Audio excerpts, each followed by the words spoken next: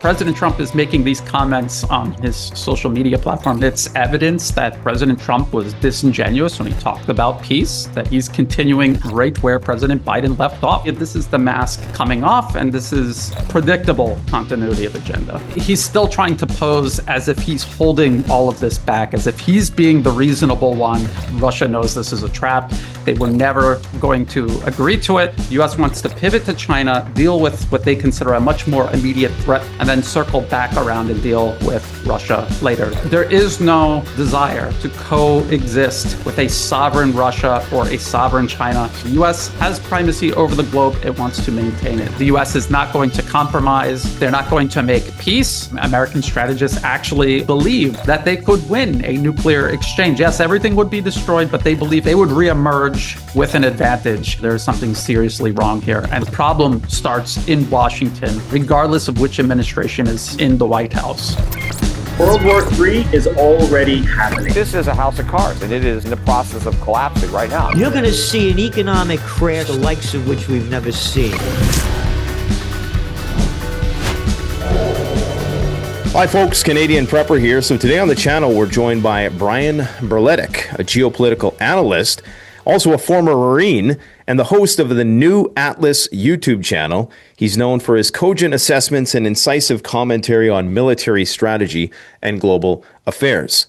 Now, Brian, I know that you just woke up and perhaps, you have not been fully apprised of some of the events of the day. So where should we really begin? I just made you aware of the fact that Donald Trump sent out the following tweet. What Vladimir Putin doesn't realize is that if it weren't for me, lots of really bad things would have already happened to Russia. And I mean really bad. He's playing with fire. Now, the last time I had you on, we were focused heavily on the Iranian conflict. And at that time, there was a lot of boisterous talk about prospective peace at Istanbul, and Trump was talking about, big deals, trade deals, Arctic deals that were going to be made with the Russians. And within the span of a few weeks, it appears as though we've now entered the realm of what is tantamount to a death threat or a veiled threat of some sort issued to Vladimir Putin. I really do think we've entered into a new realm of lack of negotiation, I suppose. And it appears as though the facade of diplomatic niceties, if it ever existed, is crumbling. What is your take on the developments of the past week? Because obviously, even before you went to bed, things were wildly out of control. Can you give us your assessment of where we're at with this Russia-Ukraine war? Well, the last time we talked, we talked about continuity of agenda and how the Trump administration was simply picking up right where the Biden administration left off. And a lot of people might have listened to that conversation then and thought that was unlikely. Now it seems much more likely, I would say much more obvious. And unfortunately, in reality, despite the rhetoric coming out of the Trump administration since taking office and all during his campaigning before the elections, all of this is written down in policy papers. Project 2025 is one of these policy papers connected to all of these corporate funded think tanks, written by people from his previous administration, people he has now brought into his current administration. And they talked about not peace with Russia. They talked about pivoting to China and dumping their own proxy war with Russia in Ukraine onto Europe. And from the moment President Trump took office, he and his administration have worked to achieve that. I constantly bring up U.S. Secretary of Defense Pete Hegseth's directive given to Europe in Brussels on February 12th this year. He talked about expanding the budget for each NATO member from 2% of their GDP to 5% of their GDP. He talked about expanding the collective West military industrial base. He talked about preparing essentially a coalition of the willing, European and non-European troops, not American troops, to go into Ukraine and essentially freeze the conflict and create a buffer zone. And from that moment onward, every day, every week, we saw Europe complying. They fulfilled their responsibility under this directive to the point where we even had the UK Secretary of Defense or Minister of Defense tell Secretary Hegseth across the table, you told us to do this, and we did this. So there was never any genuine desire for peace with Russia. This was purely rhetoric, purely for perception management. It was meant to try to corner Russia into agreeing to a ceasefire that would have been used to move these European and non-European troops into Ukraine to create the buffer zone, to freeze the conflict so the U.S. could pivot to China. The U.S. wants to pivot to China, deal with what they consider a much more immediate threat, not to the United States at home, but to their primacy around the globe, and then circle back around and deal with Russia later. There is no desire to coexist with a sovereign Russia or a sovereign China or a sovereign Iran or a sovereign country of any kind anywhere in the world. The U.S. has primacy over the globe. It wants to maintain it. And that's what was going on all throughout the 21st century. And that includes both Trump administrations. And now these comments we see on social media, this is the mask coming off. And this is, some people are calling it Biden Part 2. I call it continuity of agenda, predictable continuity of agenda. Yeah, it's incredible that it's not even June yet, and we already have Medvedev and Trump hurtling, veiled nuclear threats at one another. I at least thought we had until July. But, this inflammatory rhetoric now from Trump, how is this conducive to freezing the conflict? Because it seems like something must be happening that is prompting such a response. Now, we know things have been wildly escalating. I mean, every night it's like more and more hundreds of drones, and the scenes coming out of Kiev now are more reminiscent of what we've seen in the Gaza Strip. There's just so many data points of escalation throughout the past week.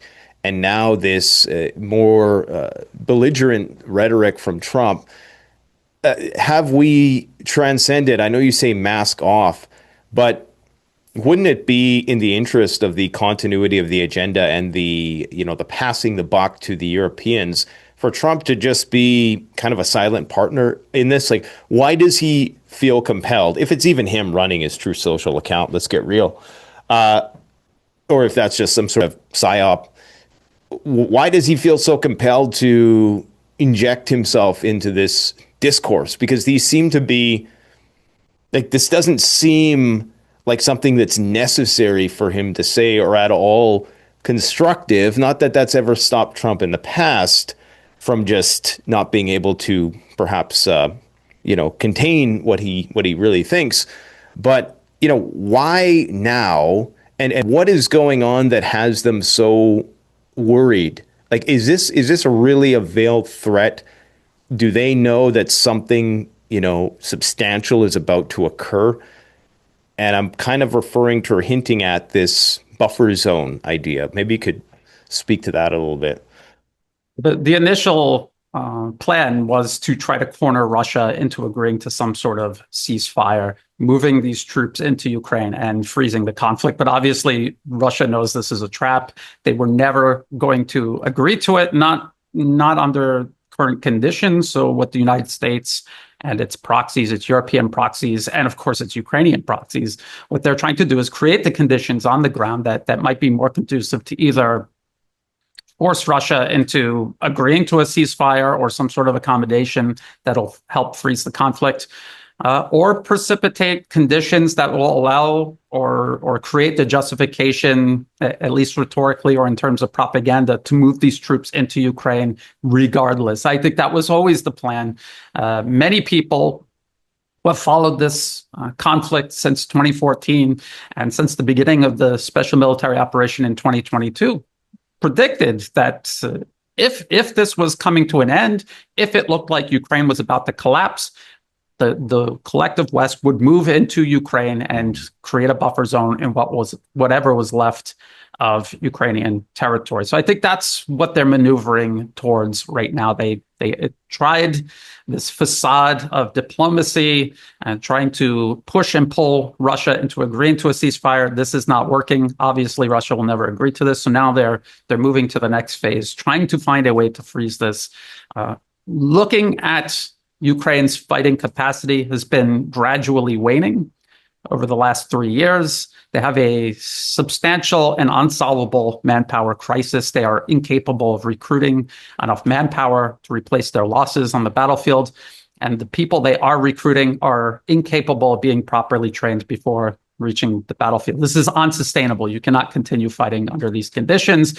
And unless the collective West does something, their Ukrainian proxies are inevitably going to continue to crumble. Russia will continue gaining territory.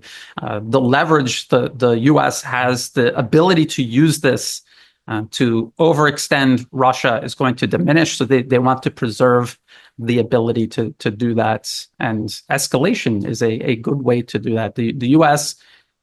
is pushing Europe and doing a lot of this escalation through Europe. Another thing that happened very recently, actually, was Germany, of all countries, announcing that the limit on Western weapons, the range that they're allowed to be deployed across and into Russia, has been completely lifted. There are no restrictions. Ukraine can take any Western weapon and fire it anywhere they want, the maximum range into Russia. And if Germany sends their air-launched cruise missiles, the Taurus air-launched cruise missile, this could potentially even reach Moscow. And so lifting those restrictions is not something Germany or France or the UK could do unilaterally. The US would have to agree to this. It would have to be a US directive. And yet, instead of the US announcing it, they have laundered this escalation through Germany. So there's a kind of a complicated game being played here. Even President Trump's most recent post on social media, he's still trying to pose as if he's holding all of this back, as if he's being the reasonable one, and it's Ukraine and it's Europe. They're the ones that want to escalate. When we know in reality, this decision to lift restrictions on the use of Western weapons, this was a U.S. decision. This goes back to admissions all across the Western media, from the New York Times admitting, from the moment the U.S. overthrew the Ukrainian government in 2014, they seized control of the intelligence agencies, and they had been directing them ever since. And that since the special military operation began in 2022, it was U.S. generals in Germany, in a command center in Germany, running every aspect of this war, not Ukrainian commanders. They were in the lower rungs of the chain of command. It was always the U.S. waging this proxy war against Russia, simply through Ukrainian and, to an extent, European intermediaries. So I think the goal still is for the U.S. to play the part of the good cop, even though it's obvious to all that they're the ones running the entire show. Yeah, because it seems as though, like, if you're saying that it's a foregone conclusion that NATO troops will ultimately enter into Ukraine, so the Russians must know that, and that must be something that is already being, sort of tacitly agreed to, in a sense, that will make it so far. And then obviously the western part of Ukraine, Russia probably doesn't want to have anything to do with anyways. Depending on who you talk to, but presuming that, if we take the Russians at their word, they're saying that they don't have the means to govern that part of the country that is ideologically opposed in a lot of ways to Russia. So it seems as though these comments from Trump are just unnecessarily escalating the situation. And then you talked about how the U.S. is still providing all of this intel, and they're kind of posing as a third party when they're not. Well, yesterday, in the Black Sea, there was a P-8 Poseidon plane that was flying just outside of Sochi. And to see a manned aircraft at this stage in the game, when we're supposed to now be, dealing with the peace president, I don't even think that Poseidon plane came that close to Sochi during Biden's term. And especially seeing as it happened right after these alleged assassination attempt on Vladimir Putin. Now, whatever that was, regardless, in the current more intense climate, to have them fly that plane so close, knowing full well that Russia would likely not intercept it or bring it down in the same way they probably would one of those unmanned drones. I mean, that's a pretty serious escalation, it seems. What do you think about that? Absolutely. And it's evidence that President Trump was disingenuous when he talked about peace, that he's continuing right where President Biden left off. This is a U.S. war on Russia fought through Ukraine. Everything Ukraine does is made possible by U.S. Intelligence, surveillance, and reconnaissance. That these flights are part of providing that information, that targeting information to whoever these Ukrainians are pushing the button, if they're even doing that much.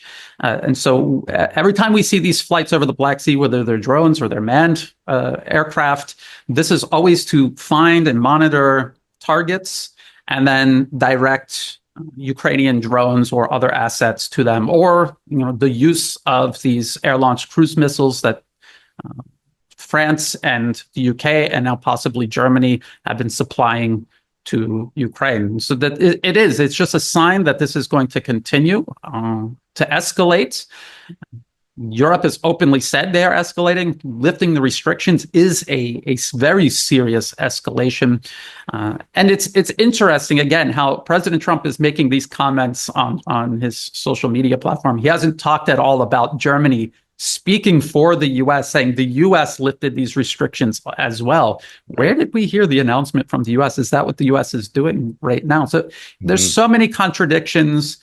For anybody who really wants to know the truth, all the contradictions are there to tell you there's something seriously wrong here, and that the problem starts in Washington, regardless of which administration is in the White House. Like, it seems to me, if they wanted to freeze this conflict and pivot towards China, I don't know if they're going about it in the right way. I think there's probably a way to even if that is their strategy, they could probably, rein in Kiev a little bit, but they're not at all, which is strange to me. And now Russia's going to be put in this difficult situation whereby you have this, manned aircraft flying right outside your border in a place which is commonly visited by high-ranking Russian officials and it's summertime, of course. So, people are going to be going on their vacations, and I know Putin has a place there as well. So, and of course, it's close to Crimea. So eventually, they're going to have to interdict that ISR mission at some point, and something is going to escalate from that. Like, for me, there should have been many points in which they could have been able, like, if they were, and this is why I'm not so entirely convinced of the what do you call it, strategic sequencing idea. I don't even know if they're just not that smart, or if they just really think they can handle all these situations at the same time. I mean, it makes sense that they should know that if they can't handle the little old Houthis, that they're probably not going to be able to deal with Russia or China by themselves, much less both at the same time. But maybe they're just winging it. And what's concerning about that is you have all these other signals. I mean, you have the Golden Dome, you have this fast-tracking nuclear enrichment, this early rollout of these new tactical nuclear weapons. And I personally would not put it past Trump to allow Ukraine access to much more serious unconventional weapons. It's just the nature of this chaotic administration that anything is really possible. And it's almost like this whole thing could just get turned on its head at any time. And it seems as though, I mean, just that I'm sitting here thinking about everything that's happened in the last week. And were I to go back to Trump's inauguration and try to tell people that this is what it's going to be like in late May, they would probably think I was crazy. In fact, many people told me I was crazy then, because this is what I said was going to happen. But so I don't know. What are your thoughts on how this plays into the strategic sequencing? Because clearly, if NATO puts troops in, that's going to escalate the situation. That's not going to de-escalate the situation. Well, I had warned people before President Trump even won the election that it wouldn't matter who won the election. This is exactly what was going to continue. Now we can see it. Like I said, it seemed unlikely when we were talking about it a few weeks ago. It seems much more likely and obvious now. The whole point with strategic sequencing is the assumption that Russia is the weaker of the two parties the U.S. is trying to encircle, contain, and ultimately subjugate between Russia and China. And they want to focus their attention on China because of China's rapid, I would say, exponential growth in all fields: economic, military, political, diplomatic power. The problem is they thought at this point, 3 years into this conflict, Russia would be exhausted. We remember from 2022 onward, every year there were a slew of articles saying by the end of the year, Russia will be out of weapons, they'll be out of armor, and they won't have any missiles. Their aircraft will all be broken down. The sanctions will cripple and collapse their economy. None of this has happened. The exact opposite has happened. I was just looking at military industrial production numbers from the West, what the West is saying Russia is producing, and it's off the charts. They have just continuously expanded production. They're on track to be producing 3 times more artillery shells than the US and Europe combined. This is the Western media admitting this. And in terms of missiles, they're producing as many Iskander ballistic missiles alone, more Iskander ballistic missiles than the United States is producing Patriot missile interceptors to intercept them. And anyone who knows anything about ballistic missiles and attempting to intercept them, you're obviously going to be using more than one missile to try to intercept them. The point being, the U.S. simply does not have the firepower to take on Russia. And if they don't have the firepower to take on Russia directly or by proxy, they most certainly don't have the firepower to take on China, let alone Russia and China and all of these nations in between that are part of a rising multipolar worlds. This is the problem that they have. The plan was strategic sequencing. The first policy paper that I can see that mentions strategic sequencing is from 2020. 2020 to 2025, the world has changed so rapidly. I think much faster than the U.S. Policy establishment can adjust to it, and obviously much faster than the U.S. military-industrial base can adjust to it and attempt to match it, which is something that I talk about often, something that I've talked about for years. The U.S. has these ambitions. They have these ambitions to freeze the conflict in Ukraine and pivot to China. That doesn't mean that they have the actual ability to do it. So when their ambitions outreach their ability to achieve it, there becomes a certain desperation, and with that desperation comes extreme danger. It appears to me like they have two options. If they want to fight a war with the Russians or the Chinese, they have the decapitation, pager style option, assassination option, or they have the nuclear option. And both could lead to a full-blown nuclear exchange. But I was reading a research paper, and I can't remember exactly what it was called, but it was something to do with how they were planning on doing a decapitation strike on Russia using just conventional weapons. So they're trying to systematically right now, it seems like every other day I'm hearing about another assassination or assassination attempt of high-ranking Russian officials. Could it just be, if they don't have the conventional means, they're planning to go at this unconventionally? Because, unless they have some tricks up their sleeve, I don't understand how they could possibly think that they could, turn the tides of this conflict via conventional means when, as you're saying, they are at such a disadvantage in terms of their military production. Well, there's a lot of things that Russia or China or Russia and China could do in retaliation to any rash decision the U.S. makes. So far, Russia and China do not carry out assassinations against. I mean, could you even imagine U.S. military commanders being assassinated by Russia or China or by their proxies? It just isn't the way Russia and China conduct their affairs.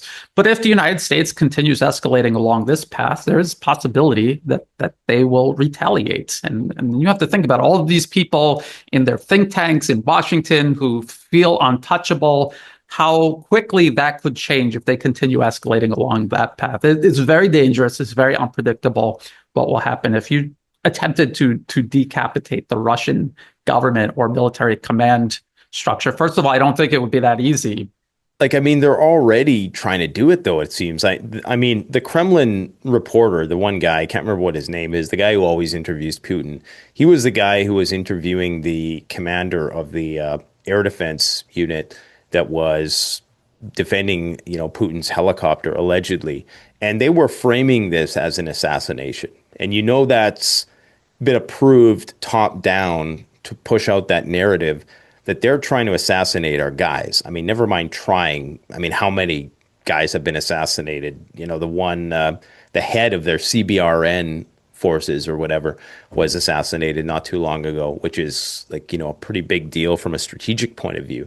So my thinking is they've seen what happened in Nasrallah. Clearly they must know that the only thing that we respond to here in the West is force. Like, they're going to keep pushing until you push back, right? So I guess the question is, why haven't they gone the route of reciprocating these attacks on the chain of command? And are we about to see that unfold? No, it's a really good question, and you're absolutely right. They have been assassinating military commanders, journalists, political figures inside Russia, in Moscow, even. And you have to remember the Ukrainian intelligence agencies carrying out these attacks, admittingly carrying these attacks out. They in turn are admittedly trained and directed by the CIA. This is admitted in the New York Times. So it is essentially the U.S. doing this. And so from Russia's point of view, they're looking at it as, people have to remember, the United States is located on the other side of the planet. From all of these places, it is causing trouble and provoking chaos and violence and proxy war and direct war. They have two oceans on either side of them. It's very difficult for any nation to actually attack the United States within U.S. borders, which makes it so absurd for people like President Trump to say, we need a global spanning military to protect the United States. No, you have two oceans protecting the U.S. Nobody is shooting missiles at the U.S. Nobody is attacking the United States. The only reason anyone would launch missiles at the U.S. is in retaliation to something the U.S. has done, which is why his announcement of the Golden Dome is so concerning. And it should be a warning sign to people, not something that they cheer on and celebrate. But I still think that Russia has options they could exercise, and I think that they're patient. They're being very patient. Russia has been patient all throughout this conflict. In a lot of ways, I think the United States would like to provoke Russia, force its hand, cause it to overextend itself. They attempted to do this in Syria. Russia had to make a very difficult decision. Do we try to swoop in and save Syria at extreme cost and leave ourselves vulnerable in Ukraine? Or do we stay focused on Ukraine, which is a much more immediate national security threat? Yes, losing Syria is going to be a huge political blow, a humiliation. It is, in a way, going to take away from Russian national security if you look at this from a global point of view. But they made the decision to focus on Ukraine. I think they're still laser focused on Ukraine. They will not be distracted. They see these assassinations. They understand that it's a real problem. I think they should very seriously beef up security in Moscow. A lot of this could have been solved by just beefing up security. So it seems like something they're not actually. I mean, it's serious, but it's something they feel like they can endure. I suspect they feel like they can endure it, and they can move past this and continue focusing on what they're doing in Ukraine. What the U.S. would love for Russia to do is just throw everything it has at Ukraine, try to do a big arrow offensive, try to swoop in and take over Kiev again. What Russia is actually doing is a war of attrition. It is a very patient strategy that is working. You can see it's not just depleting Ukraine militarily, but it's depleting the collective West militarily. The resources the US and Europe are pouring into Ukraine are resources they can now not use against Iran or China or other areas along Russia's periphery. So it is creating a problem that continues to grow for the West. And so they have to look at all of these. They have to look at all of this, the big picture. When they're fighting this conflict in Ukraine, they always have in mind the possibility of these NATO troops going into Ukraine or some kind of attack on Russia directly by the US or NATO. And so they have to consider all of this. We haven't seen the Kinjal air-launched hypersonic missile used in months now. They're obviously stockpiling these. Why are they stockpiling these hypersonic missiles?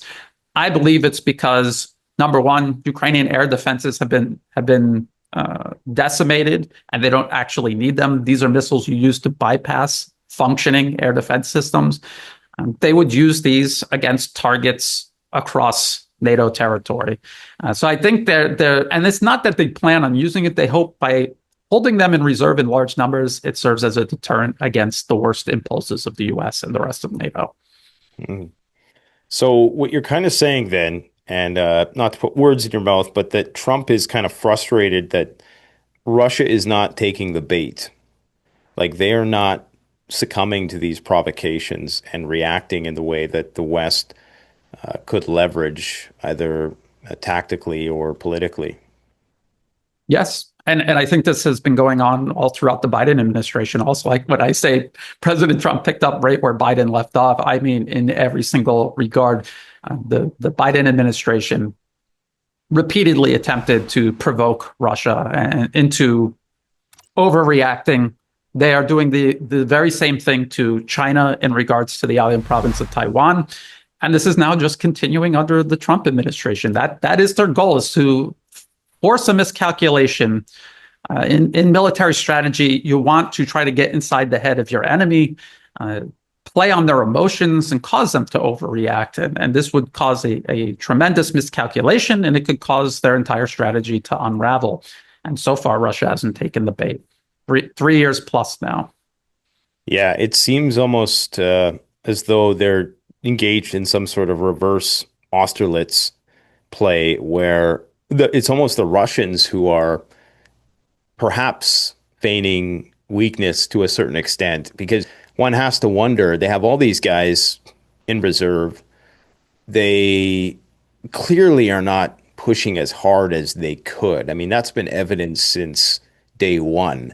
They've been exercising a very unusual amount of restraint, it appears. So, you know, there's something at play here, which is more than meets the eye to, I think, most people who are just looking at this on the surface. What is your take on the buffer zone and the comments that just so happen to coincide by Margarita Simonian about 8 territories as opposed to 5, and the fallout of the Istanbul talks, which I don't even know where that's at now. There was some comments that the Russians basically told the Ukrainians that if they don't agree to these terms, then we're going to take 8 oblasts instead of 5. And then a few days later, they come out with this buffer zone idea, which is across another 3 oblasts, which basically provides a buffer between, you know, Russia and Ukraine and completes the circle.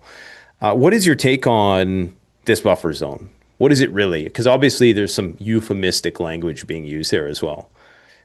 There's been a pattern all throughout this conflict since the U.S. violently overthrew the Ukrainian government in 2014. If we look back to the situation in 2013, Ukraine had all of its territory, including Crimea, and then the U.S. violently overthrew the Ukrainian government. They placed an anti-Russian regime into power. And Russia, first, they took Crimea. Crimea was de facto Russian to begin with, and I've covered U.S. aid funded studies, polls in Crimea, asking people if they identify as Russian, if they wanted to join the Russian Federation. This was even before the U.S. overthrew the government. The majority of people in Crimea identified as Russian and would prefer, a large number preferred to join the Russian Federation even before any of this started. But the Donbas region was still part of Ukraine. The United States continued to militarize and build Ukraine up as a battering ram against Russia. And so the intensity of the separatism in eastern Ukraine intensified.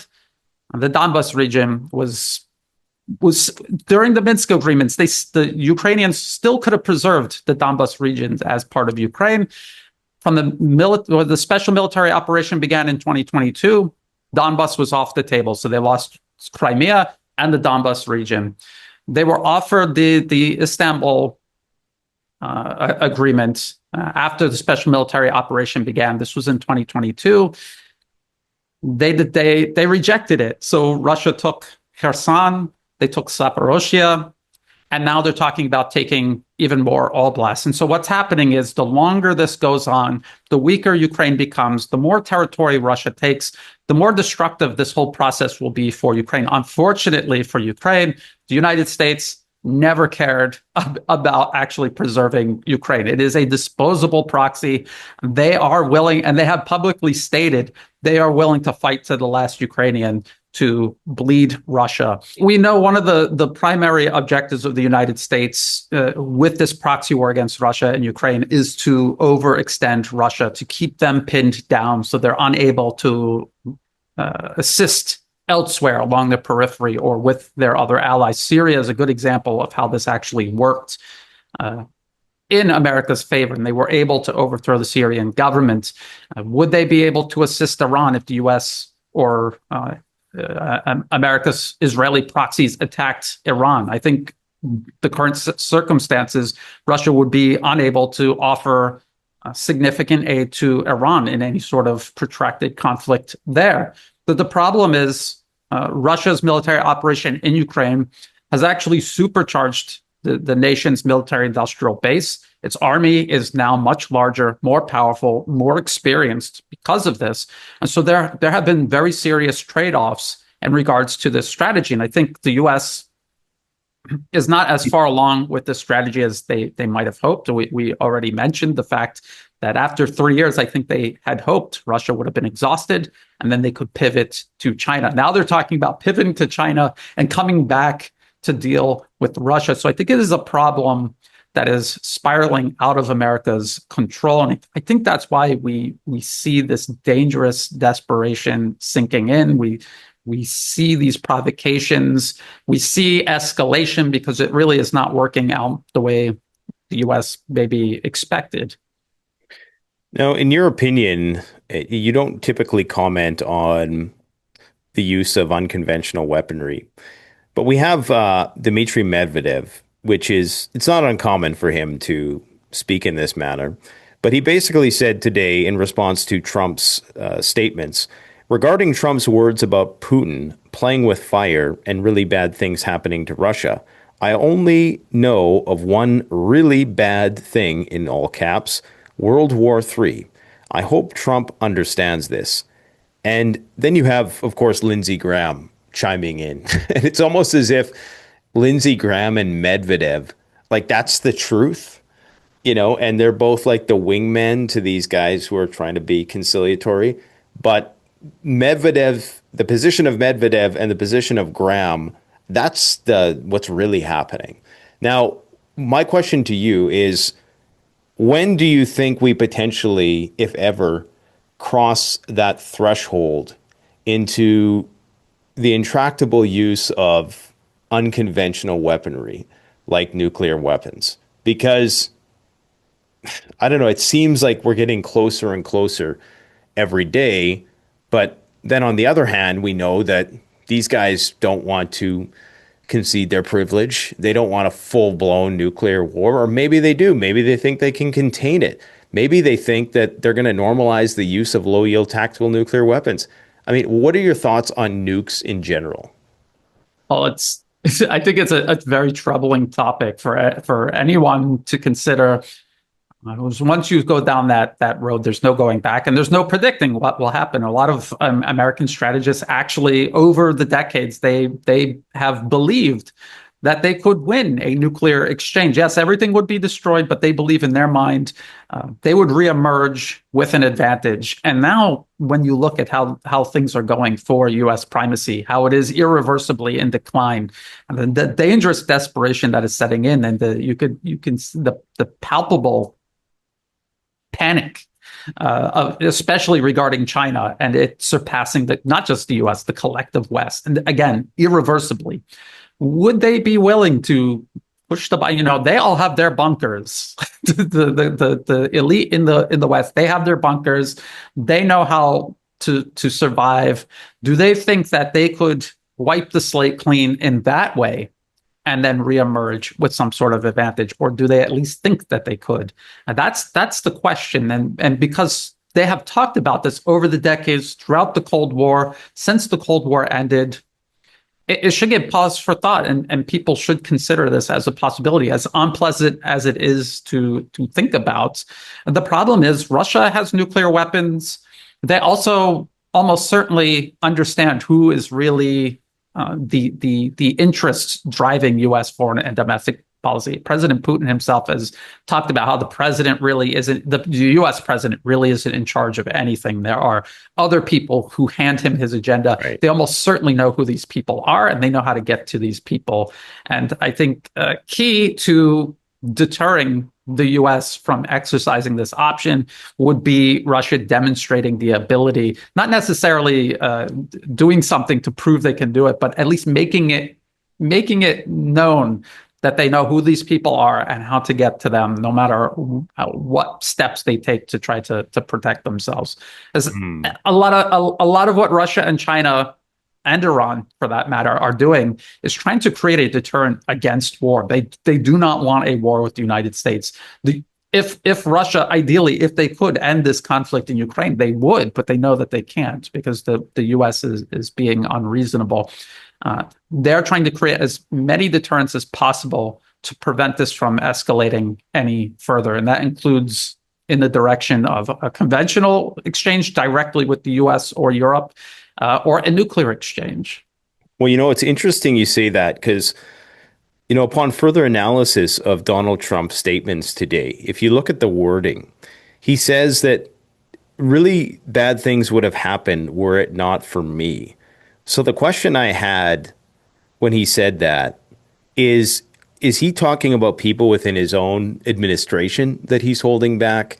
Is he talking about the Europeans? Is he talking about the Biden administration?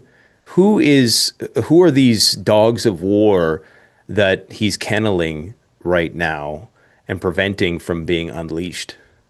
I think the ones in his imagination. He's obviously not in charge of anything. He said he was going to end the conflict in 24 hours. If he was actually in charge of anything, he could have. He very easily could have.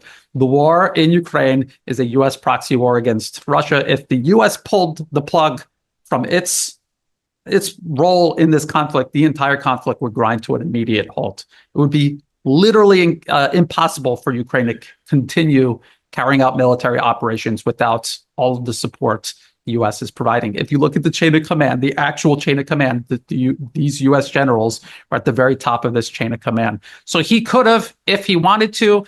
He either didn't want to or he is incapable of doing it. I don't think he ever had any intention of doing it. And I think that's because he understands he's not making the decisions, others are. And his role in all of this was simply to sell the continuity of agenda to a specific segment of the American public and the global public, to give them false hope and to help perpetuate this just a little bit longer, which when you really think about it, that is what every U.S. president has done since the turn of the 21st century. Well, one really has to ask, I mean, is he even reading the intel briefs? Because he was being interviewed by a reporter on the tarmac the other day and asked about this assassination attempt by Vladimir Putin, and he was dumbfounded. He didn't hear about it, he claims. Now, he could just be being disingenuous, but I don't think Trump acting is his strong suit per se. I think he kind of wears his heart on his sleeve, regardless of what we think about him. But you know, this just really, you have to wonder, like, who is steering the ship here? Who's really in charge? Like, who is these continuity of government? And perhaps we're getting into dangerous territory even talking about this. I always recall the old Joker quote that I'm like a dog chasing a car. I wouldn't know what to do if I caught it, when we're talking about, the biggest gangsters in the world. But, like, who is behind the throne here that is calling these shots, do you think? And you don't have to name names, but maybe just general realms of influence. No, I think it's good to name names, and I think that you made a very good point, comparing them to gangsters. That is essentially what this is: gangsterism, organized crime on a global level. And the deep state is not actually a mysterious cabal on scene. It is the largest corporate financier interest in the United States. We're talking about the arms industry, big oil, big ag, big pharma, banks, equity firms, insurance corporations. All of these interests, many of them are all owned by the same circle of shareholders. The board of directors, they play musical chairs even between different industries, and they are the ones who are not just funding the think tanks, but also chairing the think tanks. And the think tanks are a way for all of these special interests, these powerful multi-billion-dollar multinational corporations, to come to a consensus. That is what the policy papers represent, a reflection of general consensus. The policy papers are transformed into bills by teams of lawyers, and they are brought to Washington by lobbyists who get them signed off on by both sides of the aisle, Republican, Democrat. And then what the Republicans and Democrats do in Washington is sell this agenda to the American people. It is a lot like marketing. American politics is just another way of marketing these ideas, these very bad ideas for the American people and their best interests, selling it to them in a way that right-leaning conservatives and left-leaning liberals will buy into and accept. That is how this actually all works. Everyone in Washington is working for these special interests. It's not hard to figure out. You just look at the campaign donors. It's the exact same corporations funding everyone on both sides of every election. It does not matter who wins. These corporations, these unelected corporations, win. Well, and it's always confused me that the idea that, Trump is just doing this for the country, that he's a billionaire.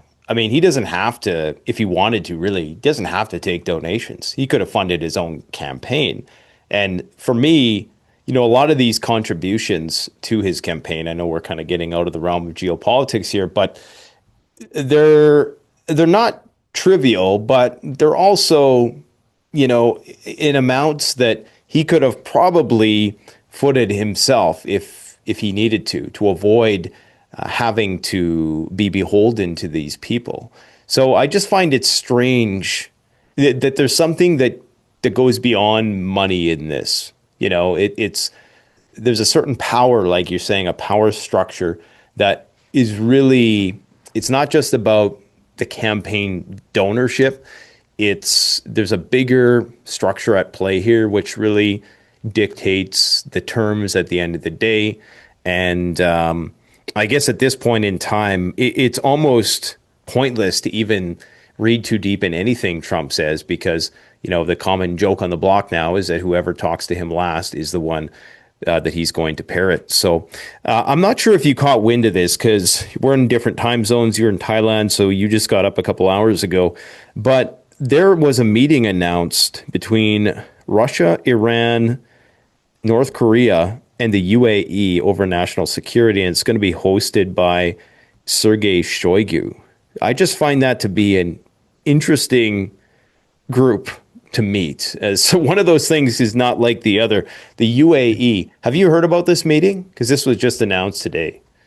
I've not heard about this meeting yet. The UAE and all of these Persian Gulf monarchies are essentially U.S. proxies in the region. And these are essentially client regimes that have served U.S. interests for decades in exchange for their own self-preservation, while all of these other countries in the Middle East are being wiped out, one right after the other. And it's hard to tell what exactly is going on inside their minds. Are they playing a delicate balancing act? Are they eager proxies of the U.S. empire? It's very hard to tell. You wouldn't know unless you really had inside knowledge or talk to them directly, which I don't have the ability to do. Yeah. But what I would say is what Russia, China, Iran, what they all always try to do. Well, it was Russia, North Korea, and Iran in particular. And I just found that kind of strange that those three would be meeting at this point in time. Like, what could they possibly be talking about? You know, that like, what's the common thread there? I mean, I guess we're just going to have to wait and see. Sometimes that's all we can do is just wait and see.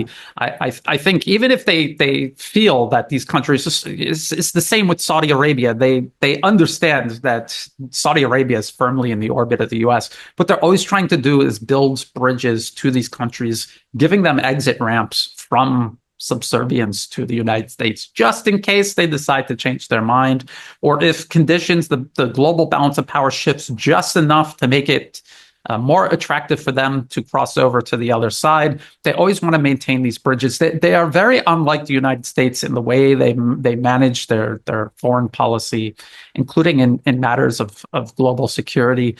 They do not say pick us or pick them. They're always trying to build relations, even when these nations repeatedly betray them and work against their interests, which Saudi Arabia has certainly done, and the UAE has certainly done, especially in regards to Russia and its role in trying to protect Syria and its sovereignty from U.S. proxies. These U.S. proxies used to overthrow the Syrian government. All of these other countries helped stand up, send weapons to, train, support in many ways, including UAE and Saudi Arabia. And so it's a very complex game that's being played. But ultimately, again, I think it's worth repeating. We just have to wait and see what the outcome is. Sometimes with these meetings, nothing emerges at all. Sometimes it's just a way of communicating to the other side in intentions. So again, we'll just have to wait and see. Now, I'm thinking at this point in time, last time we were talking about the Path to Persia strategy, whereby the United States pretended to be a third party in the negotiations between Iran and Israel to kind of string them along while Israel continued to escalate in the background. And I think it's starting to occur to people, what's been obvious to us for a long time, that this is all theater. Now, you know, there's been some developments, and I think the theory has been vindicated to a certain extent, because we're starting to see a bit of a impasse arising in these talks. In fact, they almost didn't go through. There's mixed signals as to the outcome of the talks. I heard that Witkoff might have exited the meeting early, and there were some lower level dignitaries there left to negotiate with the Iranians, and they say it went well, but there's still seems to be this sticking point with respect to nuclear enrichment. Now, apparently, the Mossad chief right now and Israeli Strategic Affairs Minister is currently in Washington discussing Iran's nuclear program with Steve Witkoff. So has your perspective on this situation evolved, or is it still pretty much the same? And when you talk about the pivot away from Russia, do you think that they're going to make a pit stop in Iran before they go to China, or do they get to China through Iran? Yes, I think getting to China through Iran, that is the goal, and just disrupting hydrocarbons from the Middle East in general would seriously impact the Chinese economy, and that would set the stage for further encircling and containing China itself. I think what we talked about last time was that these were disingenuous peace talks. If the U.S. was genuine in wanting peace with Iran, they would just simply leave the issue alone. It is none of their business. And if they're worried about a conflict between Israel and Iran, all the U.S. has to do is stop sending Israel weapons. Everything Israel does militarily depends 100% on the United States. They are incapable, completely incapable of attacking Iran without complete and continuous U.S. military support.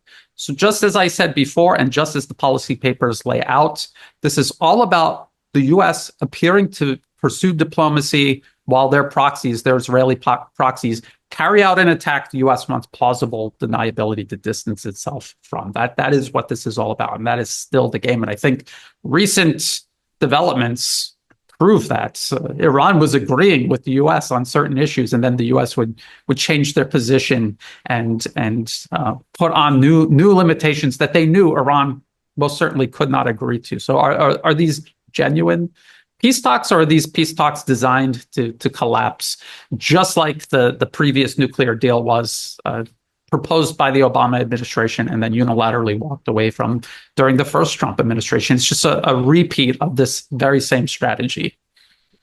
Yeah, I mean, Witkoff meeting with the Mossad chief of all people is definitely concerning. And to your point about weapons shipments, really that's all we can look at in terms of trying to figure out what's what. Some people say follow the money. I just say follow the weapons. And apparently today commemorates the 800th cargo aircraft carrying military aid.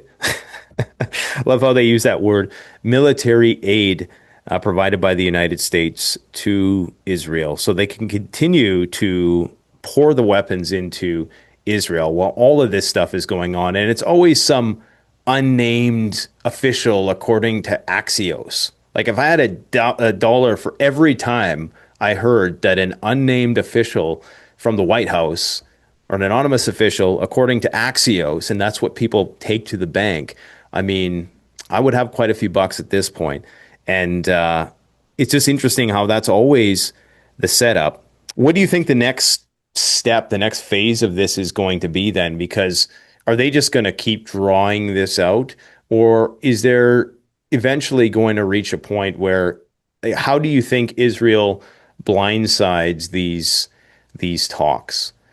Well, it's not really going to blindside the talks, because the plan is, if the pieces can be put into place, the plan is for the U.S. to pretend they're trying to negotiate and pursue peace with Iran while Israel carries out essentially a U.S. strike by proxy on Iran or one of Iran's allies in the region. We already see how this whole process has played out. I don't know if you were referring to maybe it was the Trump administration warning Israel that they pretend that there's some sort of rift between the Trump administration and the Israeli government. And again, this is to create the illusion of distance between these two governments, so that the U.S. can distance itself from something they told Israel to do, but that they don't want to take responsibility for. I highly recommend people read that 2009 policy paper, Which Path to Persia. There's a whole chapter about using Israel as a proxy so the U.S. can distance itself from a huge escalation, essentially a war with Iran, the initiating of a war with Iran, so that the U.S. can wade in afterwards and appear to be reacting to it rather than provoking it. And I believe that is what they're doing. The only thing that is going to avert this from happening is Iran and its allies creating the conditions that make the success of this U.S. plan and this Israeli strike unlikely to succeed. And this has actually happened many times. This has been going on since the Bush Jr. administration. They have been fixing to fight with Iran, and the conditions just were never right to initiate hostilities. And it's a constant push and pull between the U.S., its proxies, Iran, and its allies, trying to create the conditions to push it forward to their favor. We just have to hope that Iran is able to deter this, and there is no conflict, and it just continuously is put off until the U.S., its hegemony over the world, its power, its influence wanes to where this isn't even possible to entertain anymore. What's your take on the Diego Garcia rotation? Uh, is this just more telegraphing? Do they just need routine maintenance? I mean, they switched him out with some B-52s. Uh, What is your take on that? Oh, this is something that they can change at any moment. They put the B-2 bombers there as kind of a threat to Iran. They take them away to pretend that they're trying to pursue peace. They could be sent back at a moment's notice. There's all kinds of ways the U.S. can strike at Iran. And again, the actual plan is for Israel to initiate hostilities and for the U.S. to wade in second. So if the bombers were actually there when this all happened, it would be much more obvious to everybody that the U.S. was pushing all of this. If the bombers aren't there, they would be able to say, "Well, we didn't even have bombers there. We weren't even expecting this. This is so unexpected." But they could get the bombers there in short notice, and they could intervene in the conflict once it started. And so it is a constant game.